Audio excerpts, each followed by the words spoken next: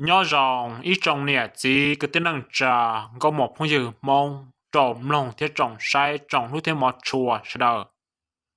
rong xuyên đầu nữa nhớ liền nu nọ là cú cô trẻ cho tao muốn chi ít trong nhà chỉ cái tiếng năng trà trồng sai thế trồng lúc một chùa sẽ đờ nhớ liền nu nọ là cú cô trẻ ba tao đi ít cho này nọ ấy cũng nhớ mất tao là một thà chỉ có là dễ để bé tao lòng đi chút chúa nu đồ thiệt giờ linh đã nhớ lịch cho vào mất cho một thả nhớ trâu nu nọ lo cú trở mua luôn bè hai tia trâu đã khó chùa thế lệ tàu tua mà nhớ lịch cho nó là cú ít cho và cháu thiết trồng trái thiết xía cần gạo ít trồng nông cho đâu thế chỉ ta lấy sơ giờ tụ mua tua được cú thả mà cú tụ lo mong lo của nhớ trâu sa nông hen nó sư thiết chỉ ta lên đó nhớ lịch tụ lo nó thả trâu cú mà hai tia nhớ lịch cho họ kể trừ xì lấy khó sự sang nơi nó mà quy tụ lo nó tàu trâu tiền cho thế nào nữaแต่สมาตุล้อนะยี่ตุนังเชื่อตัดเต้าจะจีนชายที่จีตาเล่นดาวเราในกุยตุนังจีนชายได้จีจะในหอกูจีเต้าโจที่ในหอกูจีเต้าจีแต่ขอสิสั่งเราดีนอไอ้ยันนกูทายเจ้าเจ้าไปเจ้าเนี่ยว่าเจ้าพังว่าเยอะไอ้เป็นชีเจ้าเรากูก่อมลงเนี่ยยันลีตุล้อนะจ่าเทียไอ้ใช้กุยมอดถาตลอดมุดเจ้าที่จอนชัยที่เชี่ยมริจาเนอะไอ้จอมลงใช่เด้อmà nhớ tới lúc xưa hờn đó chỉ tụi nó cũng trở tao hay tiề giờ xong ít chia cho bùa cho chậu xa làm cho chậu gì đó giờ là cũng trở nhớ tới lúc giò hoặc phát khe nọ mà nhớ tới lúc giò đó chỉ cũng trở lúc khó chùa mà nhớ lúc khó chùa nọ mà tụi nó cũng tao thả cho cũng thiệtแต่是嘛那个点没lúc khó chùa nhớ rèn đó sa phát khe nọ xứ chỉ nhớ đâu khoản đó chỉ nên cứu trợ mỗi lúc họ chùa vì họ mua ít đồ bao hồn đơn tấu ta do nhớ đâu họ xí chú xí nè mà cứ việc họ vào giáo thì chọn chạy cần gọi lên nó ít trồng nông cho đó chỉ nhớ đâu lúc xưa đó chỉ nên là cứu trợ cho gió nhẹ ta do nhớ đâu lúc gió phát khe là giờ tiền nhớ đâu bạc can đó mà nó cứu trợ cho gió nhẹ ta do chỉ là cứu trợ tao là mù nhà nó khởi thiên trư cho bó trà ôi giờ tệ giờ tơ mà cho giờ tệ tơ mà chỉ bỏ hay tệ bỏ trà nâng lại sử dụng bỏ trà chia ra chỉแต่是嘛，要到路上到就叫人拉了是要叫人在得chờ就là họ nhớ tôi muốn mua cho bỏ trà và nhớ cho họ tên nhau họ rất khó chùa mà có khởi đầu tệ ya để lên tí tệ họ tệ ya mà cũng tệ trở thế nào nữa mà tệ ya mà đặt thủ rồi giống câu ta do chỉ bỏ hay tiền bỏ trà năng với thầu u là xin đầu sĩ tua em một tua nhớ trong khó chùa là sao yo bỏ trà đã chỉ li chỉ nhớ trong lúc trên đó chịu li trà là cú trở muốn chính chi ngang cả tên nhớ khó chùa đó chỉ muốn lấy ăn nhẹ chỉ mong và cho gió nhẹ ta do chỉ nó cú trở tàu mù trên đó là cá giò nó đâu bồn trà cho thầu một giòn đó trên trà chỉ phải lúc khó chùa mà nhớ đâu khó chuồn đó mà nó cũng chỉ là nhớ đâu lại nó xin nữa nó cũng mới thằng bao giờ dèm để sao cho mà đi nhà nó ở đây lúc khó chuồn thò không chuồn nó được bao đó là cháu tôi này chỉ nó muốn lo chua cho là muốn mua nó cháu nó chẳng cần chơi để sao chỉ cũng chờ bỏ li ở bên cho chua và nhớ để sao luôn giàu khó chuồn sao thiệt cháu tôi này chỉ nó thấy liền chơi còn đâu một trăm tuổi để sao ở đây trả một tí lúc khó chuồn không chuồn được bao đó họ bỏ mà gia vi vong nhớ được sát sáu xứ họ nhớ lý ít chăng họ chỉ là dân bỏ thế nhau bỏ xà là xì do bỏ cho bỏ hồ mà đu dương chia xin là nơi cha san nia xứ chỉ nhớ trâu sườn đó chỉ ở tu này chỉ mong nó chỉ tàu lúa cho nên thiên lòng lo cho chôn nó chúa ta chỉ thiên lòng chế là cho quân lý cha thầu lòng cho nó bị chế nó chỉ cho năng cũng mù lý thế nhau khó chùa mù khâu sẽ bỏ một tên nhau bớt trà để cho nó mua nó cho nên là ở tu này chế nó cứ trở tàu thả theo lấy tiền nên nhìn nhớ một ly tên nhau có thể khó chùa một lần tên nhau bớt trà đi nè mà mùi lót chua mà bỏ do hai tiền mới lúc khó chùa và nhất là sau in ta bao giờ mà không chùa nó cho bao to mà chỉ bao để cho bao hồ thì cho bớt trà để cho bớt trà nâng lọ xì do đã chỉ lý lỗ mà bao hồ mà dân bằng mẹ sư họ chỉ ta lê lò nhưng bỏ khăn chờ là sự bỏ xài giặt tờ giặt tờ say mặt thông lý để tờ thi giặt tờ giặt tờ nâng nữa đó mà tụi này chỉ nó cũng tàu thả thiết bị kia đồ lỡ thiết bị đồ tụt lo lấy nó hay tiệt nhớ li vậy giờ bọn tờ chỉ mua tệ tu chỉ dùng li năng sư lúc ta hậu màยังbông lợ tất nhiên mà nhớ linh đời tên nhọc kỳ ta làm cho tên nhọc giặt tờ giặt tờ chỉ dùng li cũng trở suy chùa bề đờ chỉ thông gọi li tụ năng ta chỉ bao hết thì do năng là do đã chỉ cho ở tôi này chỉ nó thích cho lại tôi mù say lô cho thầu hay cho lại tôi mù say liền đó chỉ ô nhớ đâu sợ đó cho lại cho gió nhẹ thia cho lại thế là tàu tôi mù ly tôi mù trâu sẽ họ bỏ mua dân mua chua lò xì à bỏ mua nhiều mỏ cu chỉ nhớ đâu lúc trả thơn đó chỉ cho này chỉ cái tên năng trả nhớ đâu lúc rõ phát khen đó cho lại nhà tí cho cái tên năng trả mong và chỉ cho gió nhẹ xứ cho lại thế là sợ đó tôi mù ly nào đâu giờ tới tu xem mẹ chỉ tôi muốn li chỉ bỏ té tôi nên dùng linh đạo theo bao mà cha san nia sư chỉ là muốn li chỉ bao chỉ bông bơ lu nhớ từ đầu san đầu để nó trong khóa chuột nó là chỉ có chịu rong mà có chuyện để nó đợi cho bao đến to xem nào nữa mà trong này cha suy xía ta ra lì mà chỉ nhớ tới khóa chuột đó chỉ là cú trở tàu thả mình chỉ căng cử hay tiệt thầu u mà chết cho nên chỉ có tên năng trà mông giờ là cô mới cho nhà cô non to thêm mua mua dân giờ là cô ngã khi chỉ tàu giờ là cho là mù giờ nó ngã cho là mù cậu cho lúc họ chuồn đó giờ cho cái tên năng trà mông họ tư nhớ đầu lúc tết trời tư là kia tao là mù ok là giờ là cô tàu kia là mù cậu nhớ đầu họ chuồn đó mà lúc họ chuồn đó mà trên lúc họ chuồn to rồi nữa giờ lúc họ chuồn đây cái lần chơi chúng mình đây đợi bây giờ nâng cậu đã lấy tiền nâng cậu mệt xứ chỉ nhớ trong lúc họ chuồn đã được bố bé cho nên như mùng cậu trận cậu ta chỉ những cái nhân cả cu cho xí xào bị đầu mùng cậu cho họ chỉ là cu trở tàu cho ó lu làm bơ lên chỉ cho sắp tuần đó cu tàu cho lu làm bơ mù cho họ chỉ thiếu đây cho nâng để tua ta cho nhớ cho họ là chỉเพราะว่าtiền sẵn ít tu chỉ thiếu lịch tờ tàu cho cá lòng một lại xưa nào nữa chỉ nhớ lịch tuần đó chỉ cho này kia lòng nữ cho họ tư là chỉ những chỉ bao hay tiền do mong là dầm lo đi lần ta chỉ chẳng nhớ trong lúc trả thân đó chỉ lại thế này số đời tôi một ly chỉ tôi tư xem mẹ tôi một ly rõ sư chỉ chỉ một con trai thì một trò sống sài chỉ ly lo một chế chỉ ly mò chỉ ly tua là họ tê tôi sẽ lo thế sẽ tao chỉ dùng ly nữa họ cũng một ly nữa là cũng chỉ một đã chỉ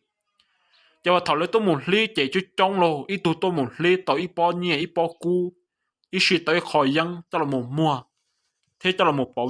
chia chỉ ta to nhia ta kệ chỉว่าthầu bỏ ít tu một lít tàu ít kho nhia là giờ ít khỏi dân là chỉ là sợ đầu cú xia chỉ sợ đầu tàn thôi để rồi tu một lít chỉ nhờ chỉ lít nhia chỉ chỉ nhỏ can chạy đất chỉ lì chỉ ít bán nó lít ta chỉ ít bán họ tu một lít chỉ dân tu một lít sụt xóa nô lì nọ sư mà tí cho bó trà lò xìa tí cho bó hồ mà dân mặn mìa nhớ cho hồ cho nên gặp bà tôi mù đi thế tôi mù đi tới bó trà nó khi ngân khlo linh đà rồi chả nhớ cho lúc trên đó chỉ bán niệm mù li chỉ bán niệm tôi mù li ở ta chỉ tụ lo nó mà li hay tiểu li trả là do mù li hẳn tam bảo li chỉ tụ lo nó mà li họ cho cá mù đó là li đùa ôi cha tụi lo một ly chị tụi lo một ly tới nhọc khó nhia là chị khó nhom nhọc cu và lo chờ chị chỉ mong gà lo chị xin tôi lấy thòng tao chị chỉ lấy chỉ một ly là mà vì cho khó hay tiệt tụi lo nó thà hay tiệt cho nâng tôi một chỉnh chuẩn từ xứ có chỉ bảo hay cho linh bể to hay cho linh đã ha hay cho là một chơi để lo hồn đó mà những chồng trai tiệt tiệt lấy tụi lo nó thà chỉ nhớ lúc trả thân đó chỉ tụi lo nó thiệt tiệt nhớ lúc sửa hận đó bây giờ cũng muốn sai lời lý là giờ cũng đòi lời lý tí bia chỉ có chỉ bảo hay lý chỉ tập lời tê tụi lo chỉ lý ta hậu tê tao là cú bông ta ta chỉ mà chúa tụi chán chắc cỏ thiệt chúa cho ta đó mà rồi nên cũng chỉ shit thọ ta chỉ mà shit thọ ta chỉ mà tên hoàng cái đó lư ta chỉ nên cũng chỉ cho khi khó lời xứ có muốn tuồng cầu có muốn cho chỉ nhưng cho gió bị rờ xứ cho chẳng nhất đấu sườn đó chỉ lâu thứ trò chơi tàu li in tù tỏ can đó chỉ trời tàu cá mua li ba cái tiền mong và cu nó hay tiệt giờ là chơi tàu nhẹ tàu cu nọ chỉ bán này cái tiền mong đó mà li tàu cá tôi một li thế tôi một chơi đùa rồi giờ thầu lấy tôi một cho lên đó chỉ lấy tôi một li cổ tàu lăng đàn nó nữaแต่ชิมาเลยล่ะตัวมูลิลินดาจะมูเลยออกไปลังจะกุ้งฉันใช้ตาจอลีจะหยอกหัวตัวมุงกาลีตาลินดาออกไปยัวนู่นดาซื้อจะเลยจะเทียดก็เราหมดเจละว่าเจ้าเลยจ่าถอดเราหมดจอเจจะเนี่ยเลยออกตัวเราไปตัวฉันใช้ดาจะเลยมอปลาหล่อเสียจะเลยมอจอกวนชาจะเลยตัวอะไรเทียจะเนี่ยตัวขอนอจะเลยกู้ตีจะตัวด้าขอจัวหล่อเสียไปลีลินดาจะจะเนี่ยนั่งตัวเนี่ยยองลินดาซื้อจะยาก็มูยาก็มูขอนชัยจะจะเราก็โจจะได้ว่ะเนี่ยจะจะซื้อนั่งหัวยอดตัวลูกขอจวนได้ละมาเนี่ยนู่นเนี่ยนอลอชิยาแล้วกูตัวถ่าให้เตียยอดตรงตามาเนี่ยนู่นนอก็มูมายังจังหมดปลาหูเปิ้ลหลูซื้อยาก็จีว่ารงมาก็จนชัยจะปลาหูตาเท่านั้นเด้อmà vì cho khó thì bao hồ mà cả nia học bao hồ chỉ là môn lý tự là một trò hậu nọ ta đi lọ cho nên nu nó chỉ có mù có chịu dùng chia chỉ có chịu muốn trợ cho bao hồ nên to thế thế chỉ ta đi lọ đâu có giờ họ chỉ ăn chay để cho bao hồ đó chỉ bao hệ tiệp bao hồ nhỏ giàu nâng lầu là xí sợ bên đó nhớ tồn đó cho lũ chọn để là mua ta đi chỉ những lòng xí khí xí ta rồi cho li nên nó tết cho nên lúa mua xí cầu xứ cho trả tư cho các lòng nhân tế trở ra tọt cá nó nhất trong trả thân đó mình chơi tư hệ tiền nhớ tàu lên đại illusion tọt cá nó chỉ cho năng nhân nhớ illusion tư cho lại cho các một lý do lực nhân nhớ illusion tư cho là các một lý do lực nó nữa mà vì đó khó thì là một lý lực ít sang lên đó ta là chỉ chú nhộng theo chú phê chú lư cho lại lư chỉ tàu làจะละมุนลีอีช่างยันเดลเนี่ยช่วยอยู่อีหยดดอกเลยอีหยดใช้บ้านเนี่ยจะเขาซื้อจะลีตลอดจะละเนี่ยเลยจู่ๆเพจที่จู่ๆยองละจะละยังจู่ดักก็ละมุนเนี่ยลินดาว่าย่ออีลุชยองละมันจะปล่อยจิลุเลยจะดักก็มุนลีอีจอแต่สิมุนลีอีจอจะตัวใส่ยาตัวนั่งมุนลีอีลุจัดเท่าตัวจะตัวใส่ยาตัวนั่งเลยmà vì đó khó tiệt tu tuần đó mà do nên trai thiết nữวันนี้nó mua khó mẹ xia bông pli nhất trong đó là chỉ nhất trong lúc trên đó chỗ lịch trà bây giờ muốn ít lúc xong nó mà muốn li rau tới lúc xong mà muốn li ở rau ta chỉ muốn li rau lọ chỉ tua cho ít tu li rau lọ chỉ tua cho li ít tu li chỉ nhất trong lúc xưa hẳn đó chỉ cuối tiền nhất trong lúc họ chùa là do chỉ có muốn dễ cái đấy thằng tràn đó mà chú nhộng theo chú phê chú tê tuần chia và cháu ta cho nó nữa mà ở đây những nhà chỉ chuột tàu cái ta nhất trong chọn chia đó mà vì đó khó tiền nhà chú phê thế này chú chia nhà chú tàu nhà những chỉ xì yêu cái linh ta chỉ tức là muốn nhớ tồn để tỏ cá nó chỉ tư tàu lên đó bao nhiêu sống đó chỉ cho nên tư mất trò chơi tàu ý lúc trả thơ cho là tư chỉ một lý lì lợ chỉ nhớ chỉ ở này chỉ bây giờ phải bỏ đó chỉ ở này này chỉ đó là cũng chỉ cho nhẹ lý giá ta thế họ cho nên một lý tàu chỉ là cũng tàu mình chỉ nhẹ mình chỉ chia cho là một hoa cái là lụa chỉ là cũng không muốn nhẹ mình chỉ cũng nhớ sự tế sự chờ cú nhau mà bà một chế rong ya tên nhau mà sửa lại thế cái chỗ tôi này chỉ đó cái cú chỉ là cho nhẹ cái trái tiểu lấy trả ướp bỏ chỉ một ly hay là họ một ly ta là họ tứ tàu nhẹ tàu chiên tàu tam bảo cái chế ướp họ đã có một ly sẽ bỏ mua lại cái nhớ trong sữa thòn đó cho anh em mù chỗ lấy từ một ly thì bù hậu cá ta là lô cái lấy một ly tiền gạo bù hậu tên nhau bông à bò tê tua mù lợ cho anh ấy là một chó một ly anh ấy tiếc là khơi nhột sang á nọ cho nhột á nọ tí chờ đã chỉ tí chờ nhột khăn đầu lư là một trò tên nhột à cái quăng cái lư đi nọ nhột trò hậu nọ xứ chứ là chút chó tê hậu nọ mà tê rồi chặt bò cú trời chúa theo lấy chỉ tao cả lấy trò hậu nọ cho nên lý mà dân lý chứ nhộng chia ta sửa này nhưng chỉ nhỏ can chạy kia nó nữa mà vì đó khó tiền cho nâng chứ một món lý lò tiền bùa là mua cú một rẻ đến tới thì tiền bùa chứ một món tiền tới lo chọ lò lại thế cho nên thì lý theo này thì một lo cho nhục lo hồ theo một khơi nhục sang đó cho nên một cái khơi đến tới cho nên cũng chỉ có khơi tàu mà lì opinion na bây giờ lại tiền nhiệt thọ là gì hả lại cho cũng đó cái cú tàu lì opinion thọ đó là thế cho nên mong cả là một trẻ là rồi giờ thọ nên cả là một số trẻ này cho nên đó là một thà biết khi để cho nên dễ dò giờ cho nên dễ dò nó đó cả sĩ chân chuẩn từ đó cả một khơi thế đó cả một lý đùa mà vì đó khó tiền này là chứ trong lăng chế cú xem mà lý ở khó lo xứ chỉ khó mẹ cho được chịu ẩu nữa chỉ ít xe chỉ những lý bể to hỏi ít xe chỉ những chân đã hạ linh ta những chân nhẹ những我你都把就用进人用理日去口好，得把餐得到只用理就做把这事，这头木理呢只能就装进去要干柴了嘛，但是嘛莫得都只木把汤水只用柴给用崩皮，来要路是用崩它，这同到只你都崩皮来点来都莫到你都皮同到来天浪到。chỉ tứ trọ cá là một chớ liền tới cho nên chỉ là mà trọ cá tôi một chớ đùa chỉ thiết lý tàu thả thiết biệt kia tàu lão sẽ đầu chỉ là thiết lý tàu cá tôi một ly một chớ sẽ bỏ mua để hại cho chả bên là cá tôi một chớ trong bộ cũ chỉ là cá tôi một chớ chỉ cũ là cá tôi mình chỉ thiết chỉ tôi lo nó cũ trở hay tiếc nhỏ là nhỏ xíu nó chỉ là cá một đôi lại xung nó được thiết sẽ bỏ lại là giờ sẽ bỏ đất chỉ cho nhớ lịch xuân đó chỉ lo là cũng mới cho nên cứ tìm mong của nhớ dễ là xuân đó thế giờ là ba cái tin này giờ là thiết tàu xí dầu thiết xí phà xí cho giờ là thiết tàu bảy mua là do là cú tàu bảy lý đùa giờ chẳng nhớ trâu xuân đó giờ bán đi một lý thì thầu bán đi lý lên đó giờ chúng mới auto cái tin đó một trămตัวซื้อgiờยังปอดทางจะปอดชาจะชี้ถอเปิดลูเทียบเล่าจะยังtrong này trả sư cho rằng có những trai thiên có những dùng lý mẹ xếp trở dùng lý bông xuyên thả lọ họ chọnตัวlúc họ chuồn đấy chỉ những chữ nhộng chia tại do giờ chuối ý nhộng lợ họ tua xí chết chữ tua kia trên đầu nó chỉ những chữ nhộng chữ phải lờ sao nào đâu chỉ cho nên một chọn tua dễ trở lúc họ chuồn đấy chỉ những nó chữ nhộng chia lợ sư mà vì đó họ tiền nhất lúc họ chuồn đó mà những lúc họ chuồn nó nông thế này lúc họ chua vào đu run chua nhất là họ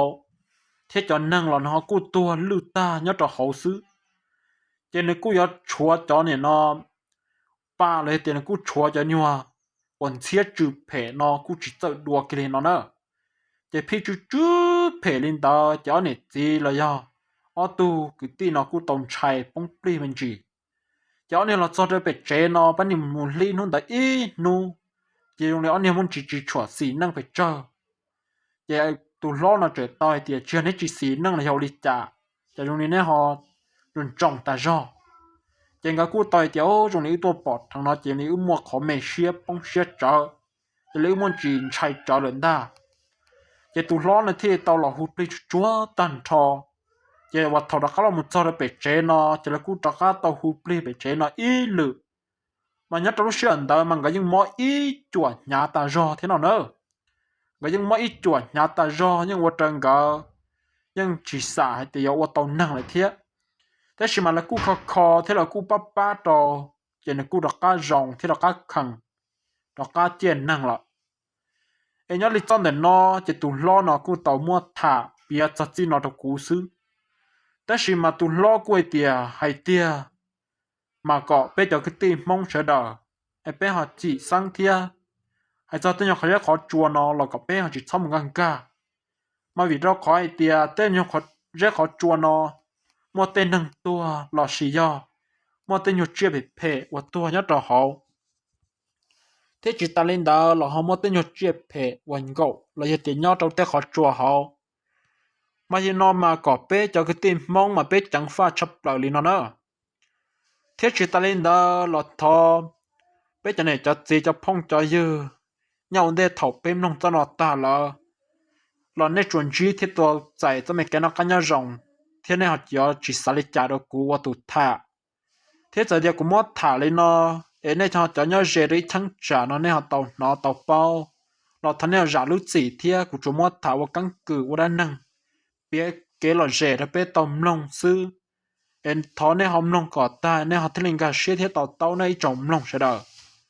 cho nên nó biết mình trong có làm sinh chi đùa nhau trong ra xe thế sẽ đỡ nhau rộng ít trồng lông sẽ đỡ